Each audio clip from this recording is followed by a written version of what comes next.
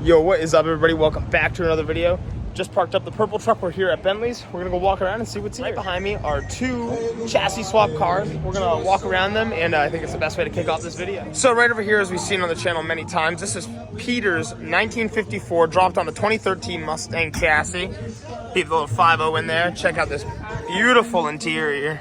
It's always like the craziest thing is this is what people will see and be like, whoa, what happened? But it's just the body is built literally over the Mustang chassis. And parked right next to Peter's 1954 is this beautiful Chrysler 300. This was a homologations car originally. I love these door handles. That is beautiful.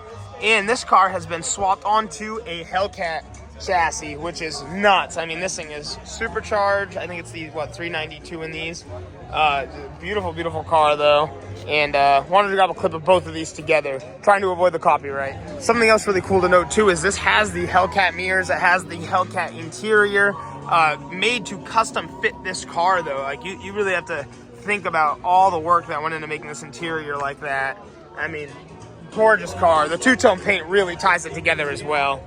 And after filming Peter's 1954, I want to walk you around this beautiful red 1954 as well. This one is a four-door. He's got some nice American racing wheels, some big white walls.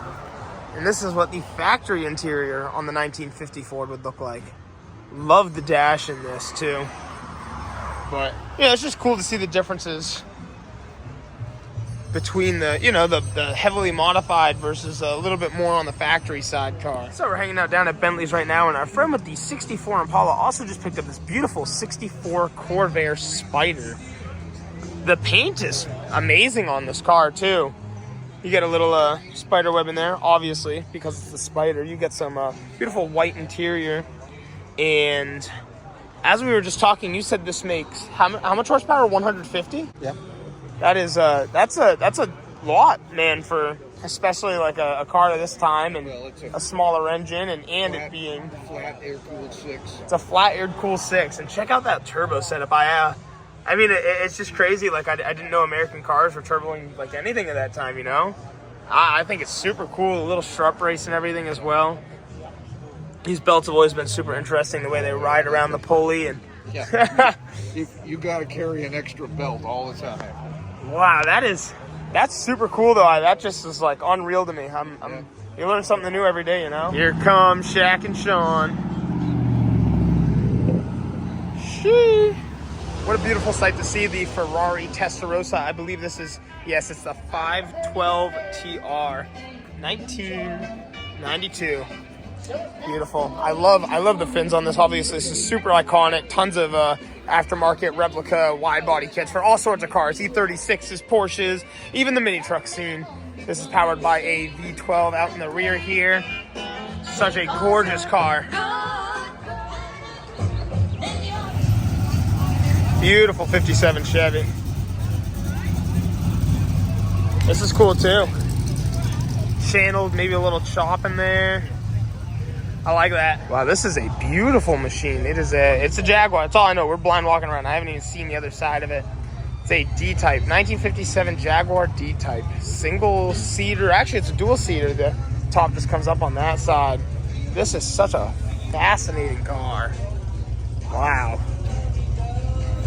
Just want to do a little walk around on this thing real quick. Dual overhead cam.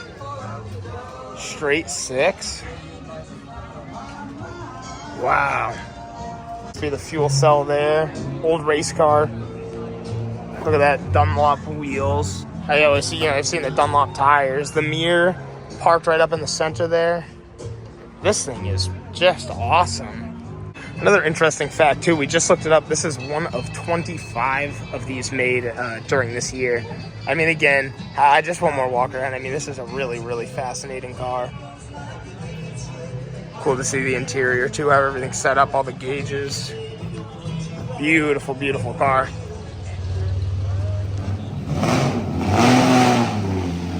Wow. That thing is so loud, dude. What?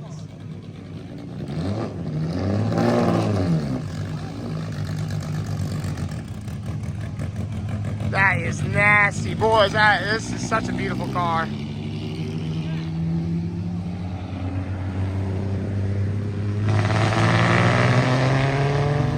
Never know what you're gonna see over here. Right now we are filling up at the gas station, and there was a beautiful green 55 Bentley. That thing is super cool. Look at that thing go.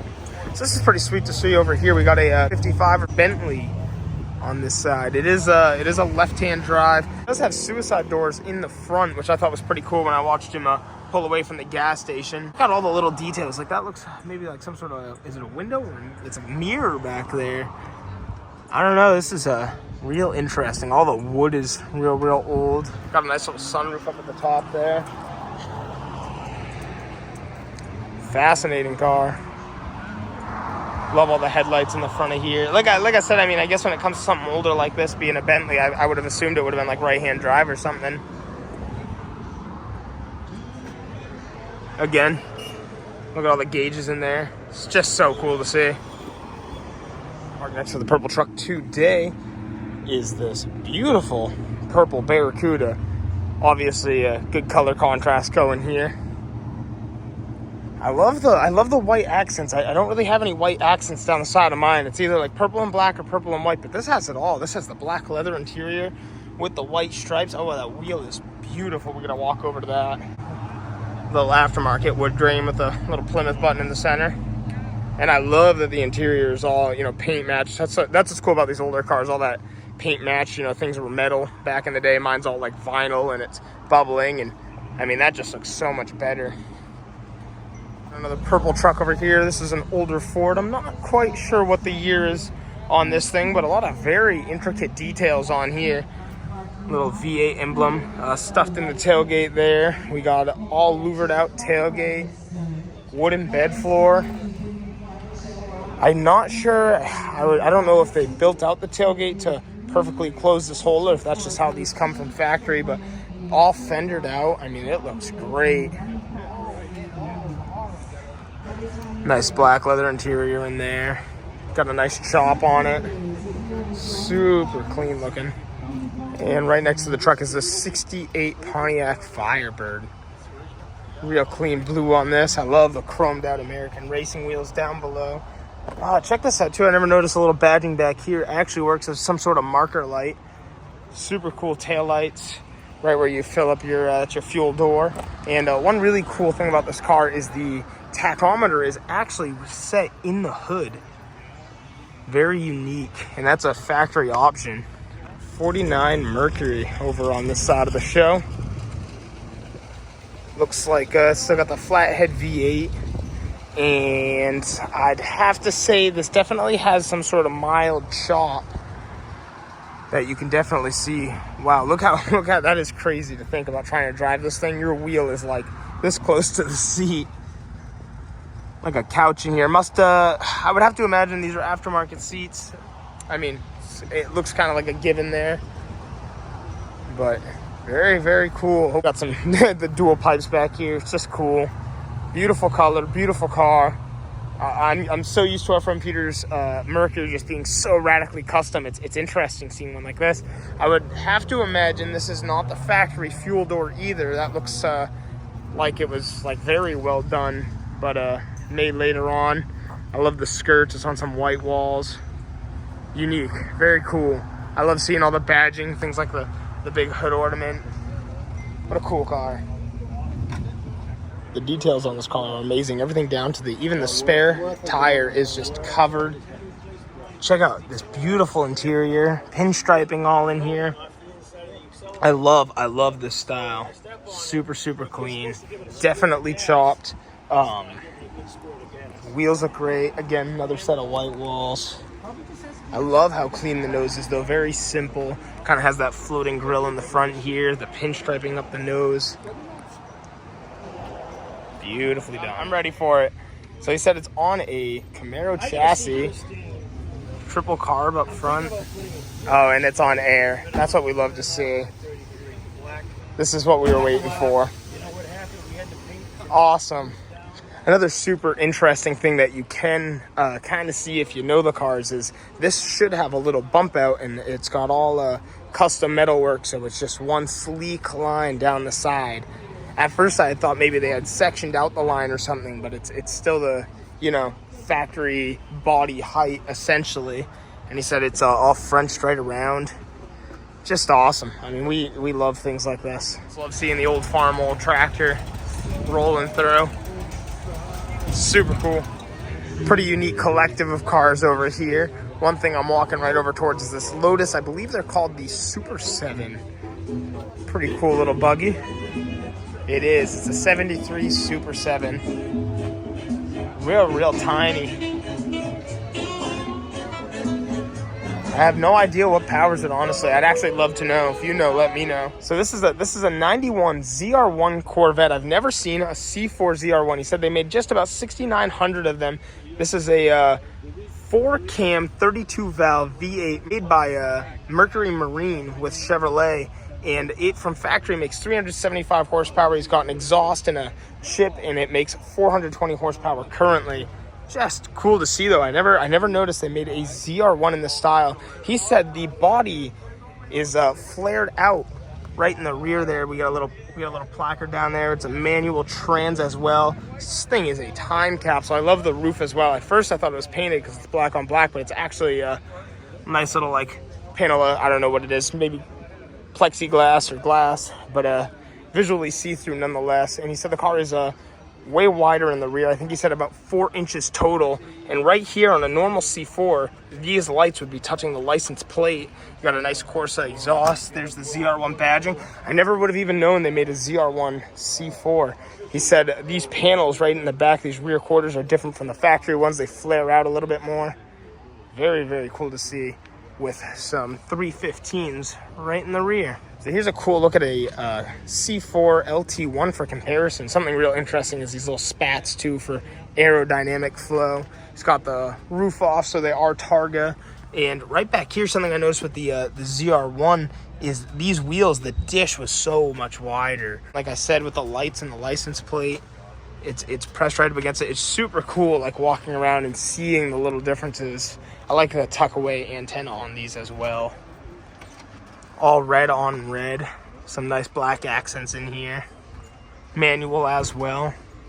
Just cool to see. Like I said, you can see like the dishes and the wheels are bigger. So nasty.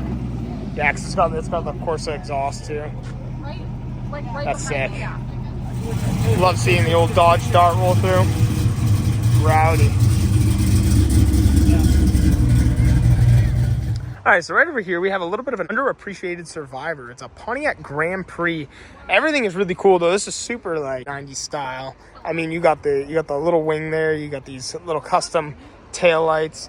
I like the blue in the wheels, actually. It really fits the car. Your door handles are up here. Nice cloth interior. I mean, someone definitely really loves this car. Oh, that's cool. It's a Richard Petty edition. Twin dual overhead cam V6. I love the headlights on this, though. Neat little grill sitting down here. You got quad headlights with little blinkers in there. The original window sticker. That's fancy. $15,000. What year is this beautiful thing? It's a 92. Okay. Yeah, this is a signed letter by the king himself, Richard Petty. This is car number 434 out of 1,000. That is very cool. A little look at the car one last time. Even the stripes just got so much cool detail. Let's go check out let's go check out the user interface. Well, that's super. That's a huge thing in Japan. These gauges like that. I mean, you saw that in the Z32s and the R32s. Pretty neat. Cool little car.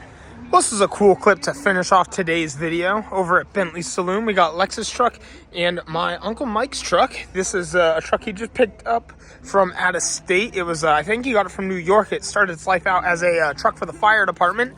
Both of these are powered by the 7.3 diesel. This one's an IDI. This one's the turbo diesel. But wanted to grab some clips of it. It's pretty cool. This one is a 90. Pretty clean, though. He says it's got 16,000 original miles, and he pulled off the service body from the fire station, and it's just his little work truck. But it's super cool to see something like this. Real time capsule. He said he put some work into it, went over it, and thought it was cool. But I'll finish off the video here with Lex's 4-door long bed 97 F350.